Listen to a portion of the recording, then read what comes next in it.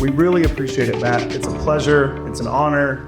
I always tell folks I think I have the best job in the world, but there are three reasons for that. One is the entrepreneurs, right? Entrepreneurs are incredible and they keep you young. The second one's the Endeavor team all around the world. But the third one is that Endeavor has created for me this awesome opportunity to just have some of the most amazing relationships with incredible mentors to me. And you've been one of the most important ones over the last 15 years, 16 years. So yeah, a long time. Thank you for saying that. So there. Okay, we'll stop with the old guy stuff. Well, Matt, I guess in your own words, a little bit for our audience, some of whom are coming from other places around the world, tell us just a little bit about your own career in venture capital. Kind of where did you start, and how did you get to the position you're in today? Sure, happy to. And once again, I really am delighted to be here. Endeavor is an incredibly important part of my professional and personal life, and frankly, identity, and the association with all of you is very important to me. I started my career briefly in consulting and then made my way to Bain Capital in 1995. So I can confirm that I am old. At the time, it was a 10-year-old private equity firm in Boston, investing out of an $800 million fund, just doing private equity. And I loved the place, but I didn't like private equity. So I left, and the partners seeded me to start my own venture capital firm in the late 90s. Really enjoyed the internet bubble. When that ended, I was left wondering what my career would be like in venture capital and decided to focus on financial services. This is around 25 years ago, and under the thought that no one else seemed to care about it, but it was a big industry and maybe someday somebody would start to care. It took longer than I would have liked for anyone else to care, but eventually fintech was sort of coined as a term. By 2011, it was 2% of the venture business, which blew my mind. The idea that 2% of the venture business would be fintech is preposterous.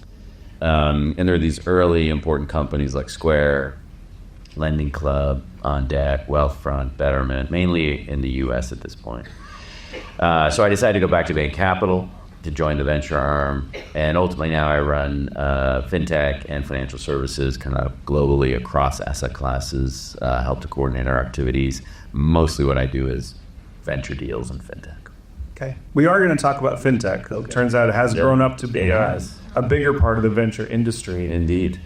Too big, I would say. Okay, well, we can talk about that. At one point, at least.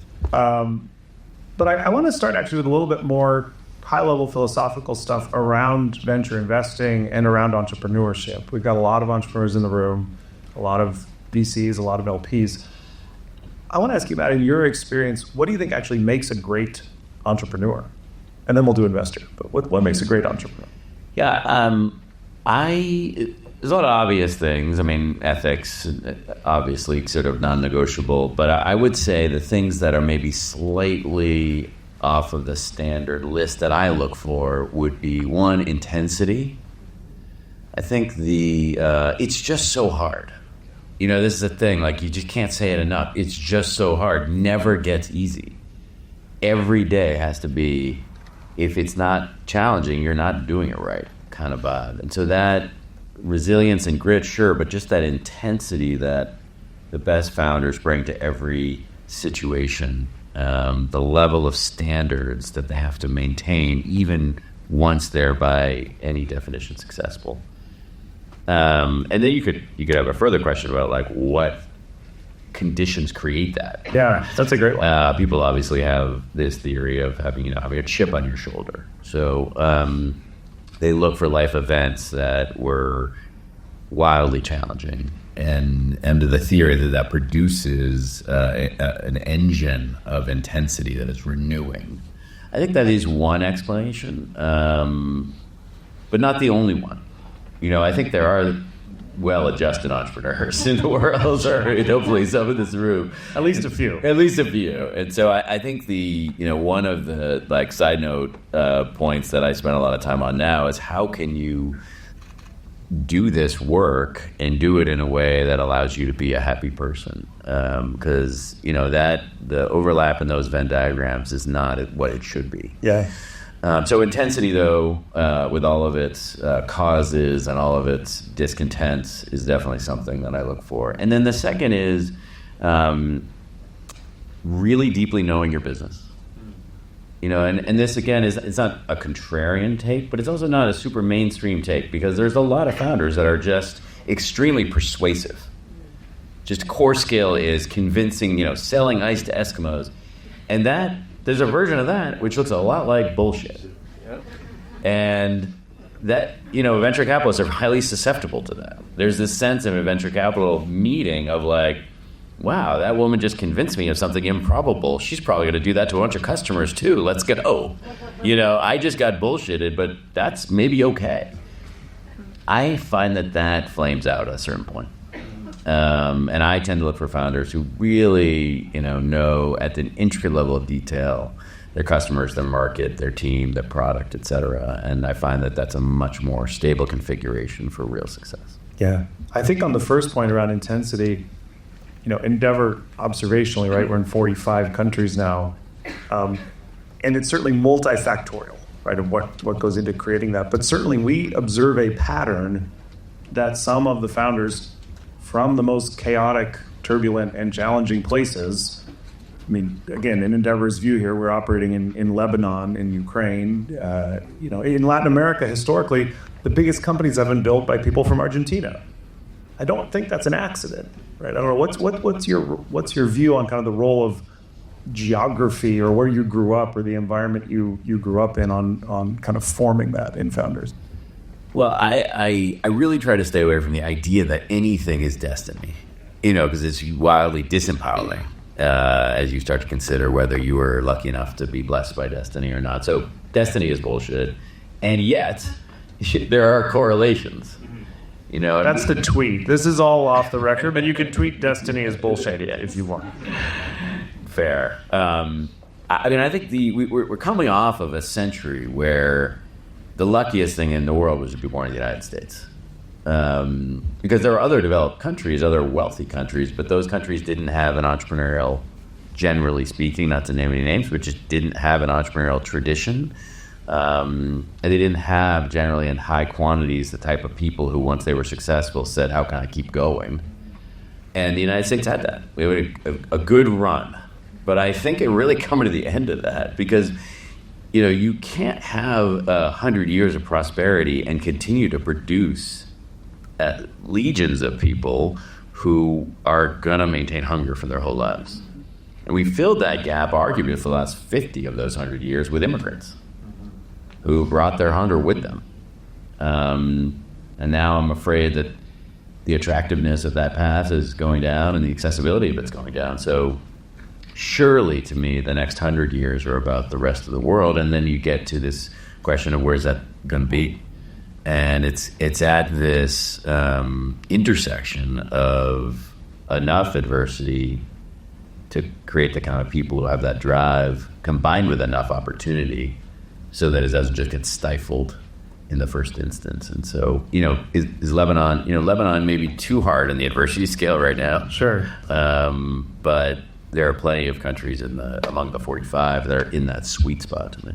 Yeah, I would guess our friends from Argentina would argue they might be at an inflection point where they have a shot at that, given their new political leader and their business leaders. Eastern Europe jumps off the page at me as like having like this incredible intensity in a variety of countries in Eastern Europe, but yet enough opportunity to where it could be, lift off. I guess off script, but a question, if you... It implies we have a script. Oh, whatever.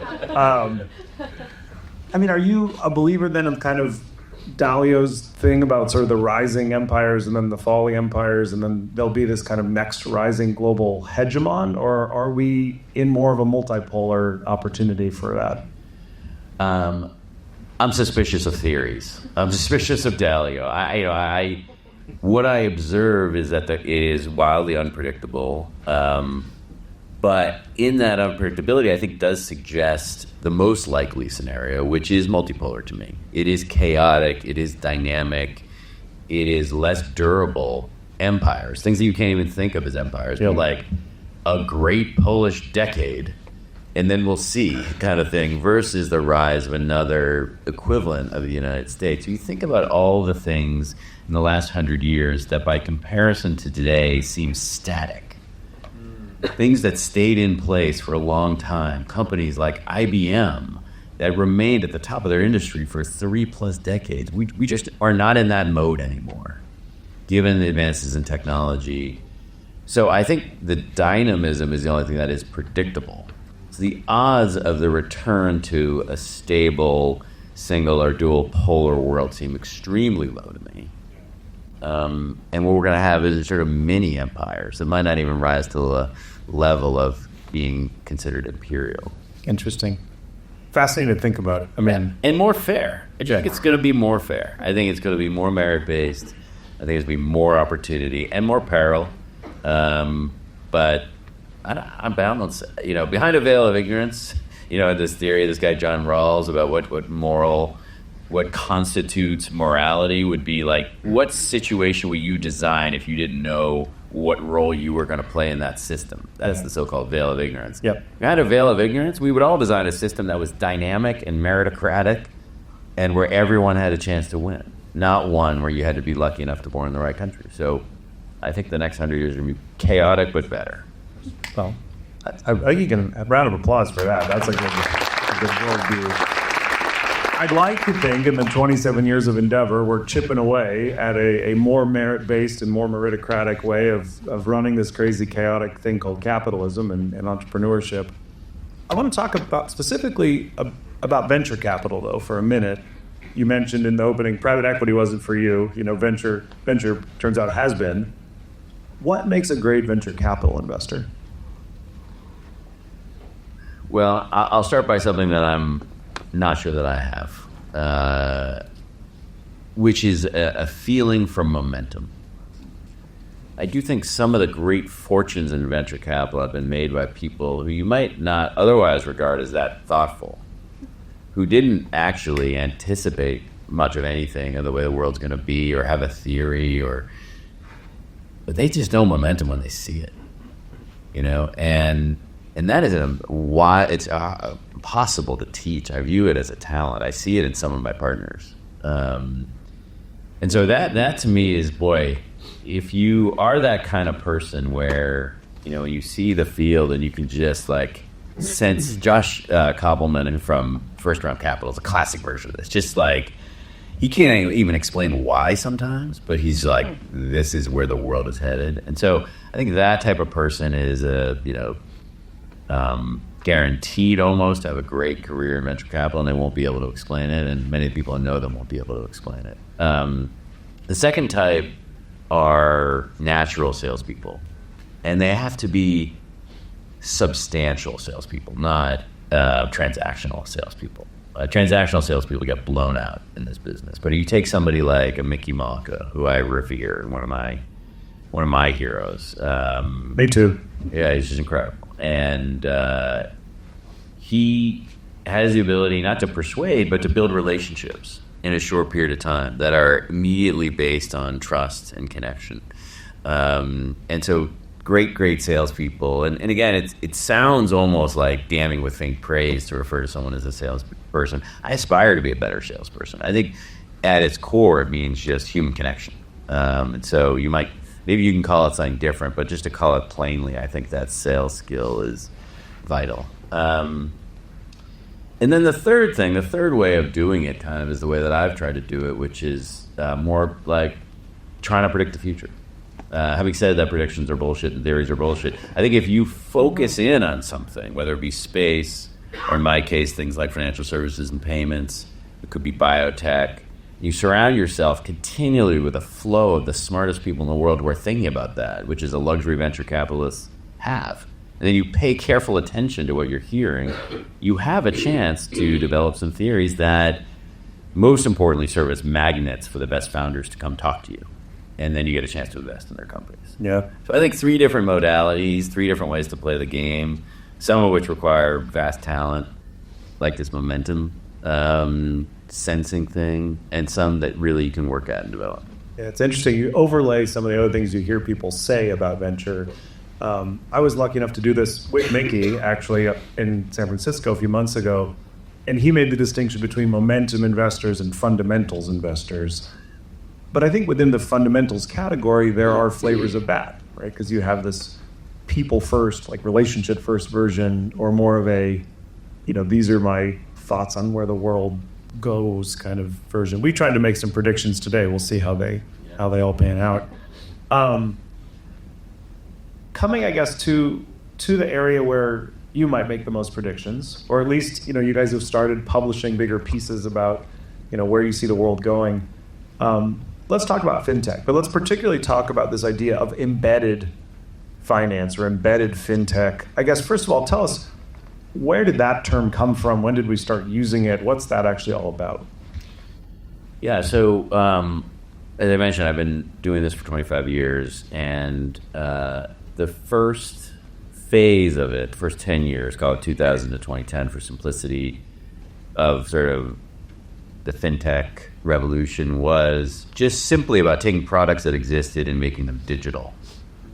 It was all the companies in that early decade took a small business loan or a personal loan or a mortgage or a student loan or a merchant payments acceptance account or a credit card or a debit card, or car insurance, every one of these traditional products that had a regulatory chassis, well understood, thousands or hundreds of incumbents that manufactured them, but all were extremely, shockingly, frankly, analog in retrospect. Often you had to go to a physical place and do a wet signature. So there these founders were like, well, that doesn't make sense anymore, and they created digital versions, and that created a massive amount of wealth. But really not a stable vector of change, because the incumbents were eventually going to realize this was important. Actually, the financial crisis probably bought that version of fintech an extra 5 years, because just when you were starting to wake up to it, it was just like global. They got somewhat distracted by a near-death experience. But it was always going to end. And so, I was reviewing some of our writings from 2014. So 10 years ago, it's the first thing I wrote anyway about this, which was basically this idea. That essay is called Submerging Payments. I was iterating towards embedded. But the idea was very evident at that point that in payments in particular, that you had this old way of selling payments, which was just getting to know merchants and convincing them that you were the best solution for them to accept payments. And then you had this new way of doing it, which was observing that retailers were using software to run their businesses. And that software was actually the very best place to underwrite that merchant, to sell them, and also then to service them, to synthesize the payments acceptance and all the data that goes with that, along with their CRM and the rest of their practice management. So that really was the first example of what we now call embedded finance, which was this idea that for that population of retailers served now by a Toast or a Shopify, depending on the category, you were never actually over time going to be able to sell them payments independently. They're always and inevitably going to buy it in their practice management software. So call it 10 years. And then there's been this progress since then. The word embedded finance was a 2019 thing. And it went well beyond payments then.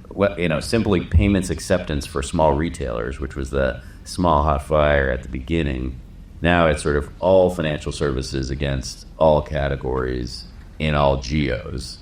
And so in that sense, we're still in the sort of 1 or 2% penetration. Yeah. So merging is interesting. Just as a concept, Endeavor has worked for years in emerging markets. But when the Greeks called us after the 2007 Greek financial crisis, notably, you might remember, they said, well, I know you're for emerging markets, but what do you think of submerged markets? We would like to be a re-emerging market. And we went to Greece, right? And it worked. And it worked. I think it's interesting, though, you've actually spoken about this before, that around 2019, it was almost like this idea that concept started to be discovered simultaneously in a bunch of different places or by different people. I'm curious in kind of where we are in this longer term evolution, right? So you wrote a prediction a few years ago that the currently sort of centralized financial system would get considerably more decentralized by 2050, right? If we go out like another 25 years. Explain that to us a little bit and tell us kind of where are we in traveling that path? Yeah, so the idea here is that in this 50-year period, arbitrarily, there are three main phases. First is analog to digital. So we did that one. We did that. I feel like we're checked that box. And it's important as a building block because you can't really do the embedded finance thing unless and until the products are digital. Sure. Obviously. Totally. If you're kicking out to visit a bank branch to sign a mortgage application, you're not embedded finance. So that was not just important for the industry, but critical as a precursor to embedded finance. And there's a way in which embedded finance, which is, again, in its full flower, this idea that maybe all financial products and services will be delivered in the context of sticky, data-rich software. That we will interact with financial services and products through beautiful software. When you have that, it actually allows for crypto or decentralization to grow, because the current problem, and I think ongoing problem with decentralized protocols, is that they're very challenging to interface with. They're just not built for regular way human to do. I'm going to go make a stable coin payment. I'm going to go put my liquidity to work in a DeFi marketplace to earn yield. These are scary and burdensome and high cognitive load activities. When you're facing off against protocols in these sort of simple clients that are the face of protocols now, when it's intermediated through beautiful software, you don't care how that product is manufactured. Right now, you go to your bank and you make sure that a certain amount of your liquidity is in a savings account or maybe in a brokerage account that holds treasury bills or other government obligations, etc.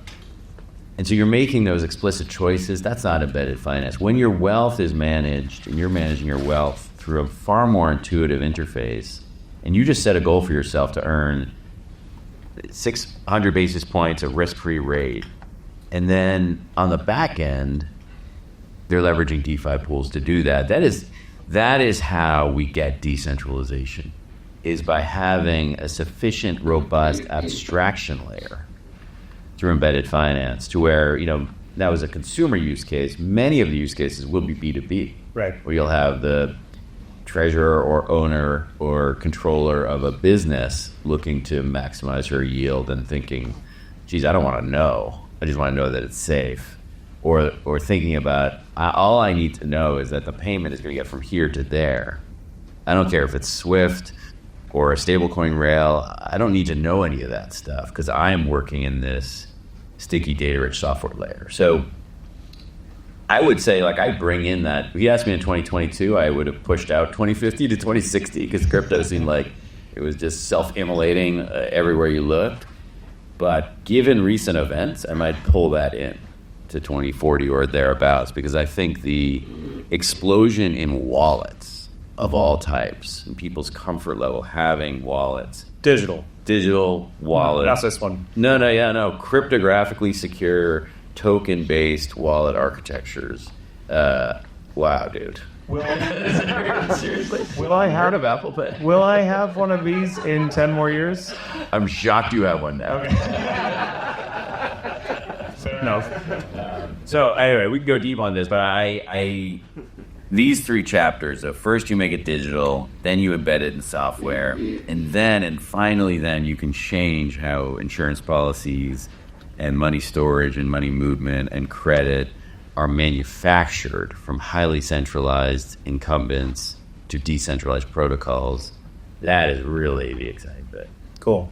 I am going to ask you about kind of what you are investing in these days, but I think since you framed the job of venture as, you get to have these kind of amazing conversations with incredible founders and do the very best to pay attention to what they're saying, share one of those with us. What's the most interesting conversation you've had with a founder, probably that you're not invested in yet, right? But somebody came in and saw you and talked about something, What'd you talk about and why was it interesting in the last month or two? Yeah, I'll give you two, one that's more conventional and one that's more far out. So the conventional one is an Israeli company called Grain. We're not an investor. I'll pick two where we're not investors. So embedded finance, there's like two ways to play the theme. One is to invest in software companies that have an opportunity to help their customers accept payments, make payments, do payroll, borrow money, all the financial functions in the context of software. We've done a lot of that.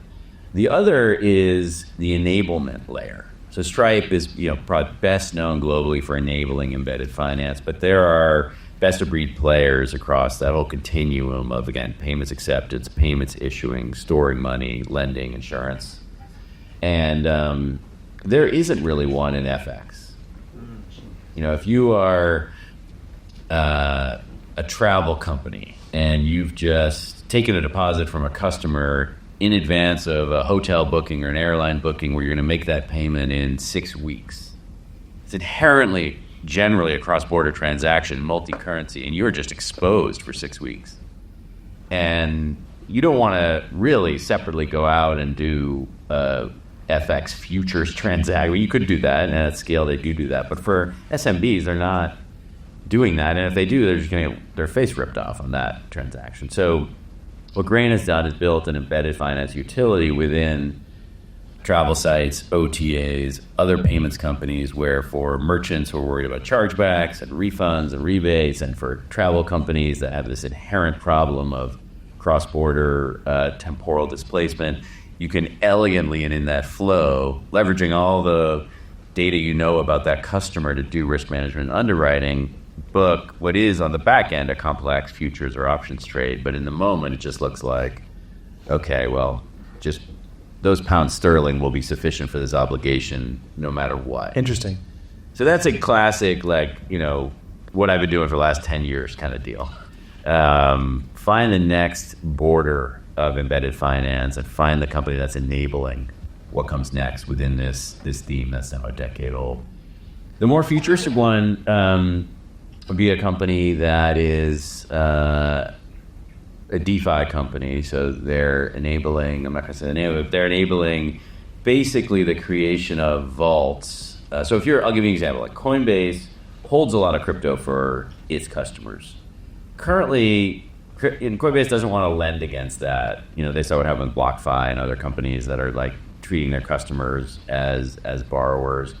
But they do want to enable it. They do want to enable their customers to turn those passive assets into active assets, be able to stake them, be able to borrow them on an over-collateralized basis to then use that capital to make further investments or for whatever purpose.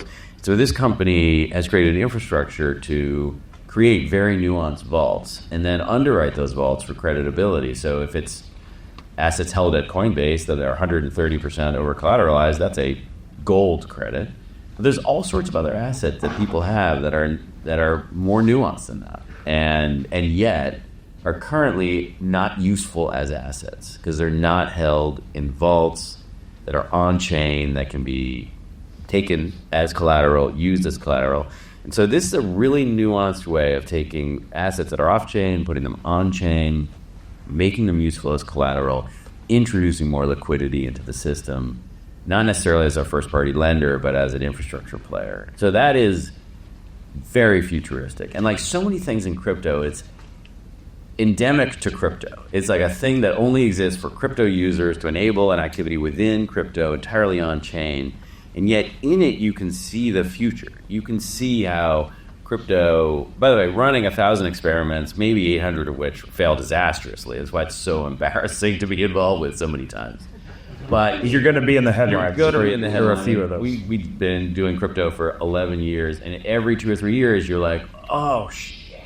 Like, it is, because it's not just a cyclical thing. When it cycles down, it exposes levels of fraud and venality that are just gross. But if you stick with it, it always comes back. We're witnessing that right now. Because there are great founders, and some of those experiments not just transform crypto in its next chapter, but also transform finance, because you're seeing sort of the dry run for how all financial services is going to work. And this concept of, can be anonymous, but credit-rated vaults, where collateral is turned from passive and not useful to liquid and useful, is a very important notion. And this company is like creating the future there. Interesting. On companies you have invested in, one thing I always like to check in with folks on is you don't make that many investments. What's the most recent one you've made, at least that you can publicly talk about, and why'd you do it? Well, so I don't make that many investments. There was a period of time from 2012 to the middle of 2020 was incredible, most active in my career. And, almost 40% of what Bain Capital Ventures did was fintech at that point. That was the golden era of fintech investing. And then in the middle of 2020, I stopped investing, more or less. Because you were already on 75 boards? That, and the world went bananas. I mean, I mentioned 2% of the venture business. In 2021, it was 20% of the venture business went into fintech, which is probably twice as much as it should have been. And that vintage of companies is going to be horrific. And then 2022 was a mix of people didn't get the memo until the second quarter, and then FTX went out of business, and then 2023 was just licking their wounds. So it was really 4 years where all I did was seed and incubations because there was just no big checks to write. And I don't think I really missed anything I regret. So the first big check that I've written in fintech was almost 4 years to the day from the last one. And it's a company called LightSwitch. It's in stealth, but we're family here. So, and first of all, I'd like to congratulate us for getting this far into the talk without mentioning generative AI. I will take credit for that. That's on you. I worked on that in my questions. But, yeah, bravo. Okay, so AI. Go ahead. So it actually is really fascinating and cool. By the way, I'm not a hater. I don't I inherently skeptical of anything that's that popular. And yet, I'm a big believer. We've done a ton in it in fintech, but it had all been incubations. We did 7 incubations where we just picked apart of financial services and said, generative AI is going to transform this. No founders are interested yet. So we're just going to start it. So we did that a bunch of different times, and that's been fun. Now founders are paying a lot of attention. So we did 2 fintech deals in generative AI. One is sort of what you'd expect, compliance deal, obviously transformational. Wish we thought to incubate it. We have a great founder, did a Series A. And then this company, LightSwitch, which is a thesis we don't know is right yet, which is that if you take traditional industries that happen to have a lot of reading and writing and documents and paper in them, and you apply generative AI, you can turn a boring business into a great business. And there's a lot of this starting to happen. People are investing in, and sometimes buying for 5 times EBITDA, old school businesses like accounting firms and third-party administrators of all types, and then deploying great engineers in generative AI to turn an accounting firm from a 7 times EBITDA business to a 20 times EBITDA business by doubling its margin, doubling its growth rate. We're doing that in property management, multifamily property management, which just lends itself extremely well both to generative AI transformation and embedded finance, actually. A lot of rent, payments, acceptance, and all sorts of other things. So we're going around the Southeast and buying up plain vanilla property managers and then deploying this incredible tech chassis that we've built with a tremendous founder. And at the end of it, we might end up with just a big property management company. And that would be kind of a bad result. I think it would be okay. But this is something that I really find fascinating, is whether we are just going to have to think about tech differently. Actually, this has always been true of Endeavor, right? Mm-hmm. Tech's been one of our sectors. We've made huge bets on companies outside of tech and done extremely well. But in the U.S. and venture capital, tech is it. And now we have accounting firms and property management firms and all sorts of other massive industries where tech-enabled is the way to play it. And I think the value creation is still a question mark. But that's, to me, a fascinating thing to watch. Yeah. 2 more areas I want to go, and then I promise we'll get you out on time. Thank you for giving us some time this morning. I know you're also joining us tonight for the gala. Wouldn't miss it. We have a lot of founders and entrepreneurs in the room, and we talked about what makes a great founder, perhaps what makes a great investor. In 2 minutes, what makes a great board? Because you've been on a lot of boards, and I've heard you actually talk about this concept of the board as a team, which I think is interesting. Share for the founders what makes great boards when you see them. The most important thing is alignment. And there's two dimensions to that. One is actual just straight up economic alignment. I mean, when boards fracture, often it's because you have, for instance, like a seed stage investor who's got a $10 million cost basis and a Series D investor who's got a $1 billion cost basis. And getting those two people to agree on the right course of action relative to their own self-interest is hard. So misalignment can happen for economic reasons. But the more important lack of alignment is you typically have like 6, 7, 8 really busy people who show up once every quarter to think about your business, and they don't recall the context, and they don't have trusting relationships with each other, and their economic self-interest individually therefore sort of dominates their thinking about decisions and conduct in that meeting. So the move, I would say, is to remind the board that they are a team and do the kind of storming, forming, norming things that you do with your own teams in your own companies. That we're going to have an offsite, we're going to talk about how we're going to do this. Treat it almost like it's your sales team, right? Your exec team. Exactly. We're going to talk about how we talk to each other. We're going to set our values and our objectives. We're going to try to align on, like one founder said, like, we're going to try to get to this share price by this period of time. Like, everybody good with that? And even though you have real differences, and that's 3x for one guy and 30x for one woman, but we agreed. And so we would be talking about decisions along the way, and he would be able to point to that and say, guys, we agreed to this.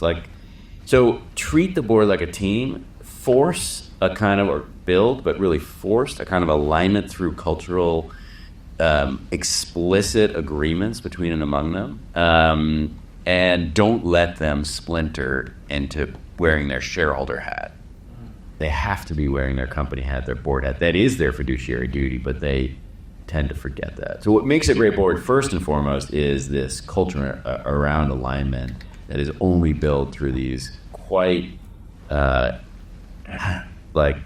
intentional mechanics in the way that you would build culture in any other team within your business. And then you get who's on the board. So you got to do this regardless of who's on the board.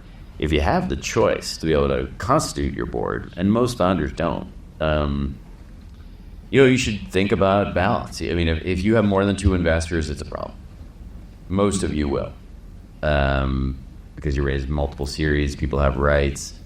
You should really say to your investors, are you the best person to be on this board? And by the way, am I the right person to be CEO? These are questions we ask ourselves here. I had a founder once, and now this seared in my brain. I was explaining to a founder why he needed to transition from the CEO seat. One of the worst conversations I ever have to have, but I just have it directly now. And he started crying. And he said, you don't understand, this is the most important thing in my life. All of my wealth, all of my identity is tied up in this. Like, how can I not control this? I was like, what, do you do your own heart surgery? You deliver your own babies? Like, the fact that it's important argues that you should have the best person doing it, not that you should do it. You might be the best person. Right now I think you're not.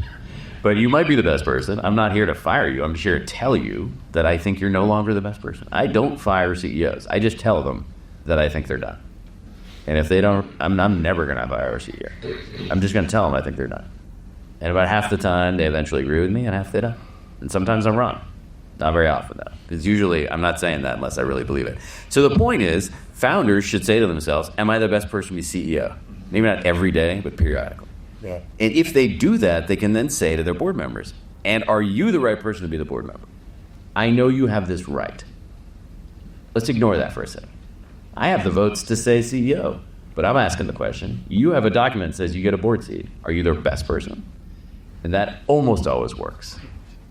And then you can constitute it the way you want it. Yeah. Former or current CEOs of entrepreneurial companies. Those are the best board members. Full stop.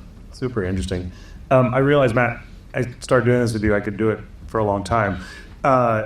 Let's do one last question, and I want to talk about what you've been spending more time on recently. And so I'm going to end on kind of a human note. we have a lot of different definitions of success in life. Endeavor is working on trying to shift the definition of success for companies to really this idea of being a multiplier. I think you've recently started to talk more about happiness, why that actually matters, and having a purpose and being able to do something for a long period of time and to be happy about it is actually one of the key metrics of success. What's your biggest change or shift in the last decade of your life with regard to this? What do you believe now that you didn't actually believe 10 years ago? Well, this is a very long conversation. One I would love to have. You get like 2 minutes to give us a flavor for it, I guess. Awesome. I dislike the word happiness very much. My brother, unfortunately, wrote a book called 10% Happier. And so as a family, we're kind of wed to this notion of happiness. But I think it's a bullshit word. And it could easily be confused with like hedonic happiness and things like that. So I try not to use that other than in support of my big brother. What I have found through lived experience is that yourself is not real. I'll just say that. Yourself, the voice in your head, this thing you think of as you, is not real. It is totally insubstantial. And when you interrogate that, you'll find that it's true. It takes years to do so often, but it's worth doing. And when you realize that this self that's been dragging you around by your nose is insubstantial and not worth living for and listening to, then you're left with the question, okay, well, what is? And I think the only real answer is service. And service can mean many things. It can mean building the biggest company your country has ever seen. That's a great form of service. I don't have that skill set, so I try to help people do that. But it means many things, not for just what you do, but how you do it. If you're not living to gratify this evolutionarily driven voice in your head that you think is yourself, what are you living for? And how can you be of the most service? I think this is the question for us to grapple with. That's an awesome point to end on. If you'd like to talk to Matt more about it, how about a round of applause? Thank you very much.